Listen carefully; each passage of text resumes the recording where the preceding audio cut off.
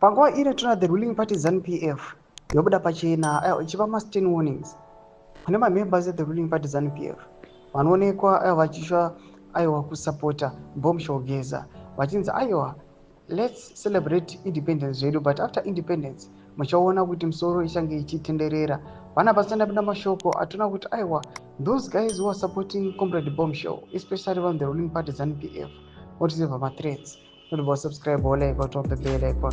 Kuna BBC Zimbabwe vanoposta this video ramuri kuona rima ZANU-PF members are in a meeting mudanyora achiti checkpoint.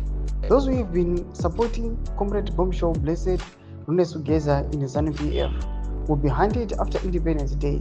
Member of ZANU-PF Women's League Thomas Wanobrashtaura achiti all those vari on the ruling party ZANU-PF vari kuonekwa vachiteerera kana kusapota bombshell geza we are going to be handed one by one.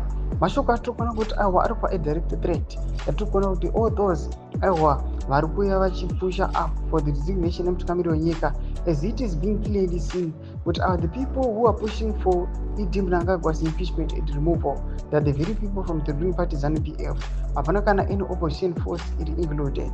Panapa, as people are watching the ruling party ZANU-PF fighting on themselves, panapa vanhu vachizongomira kuti ngatione kuti mukuru ndiani achawina ndiani. Tudze mafunguro enyu moti kudi pamusoro pechiitiko ichi. Bvena comment section medu mafunguro enyu. So subscribe or like and turn the bell icon.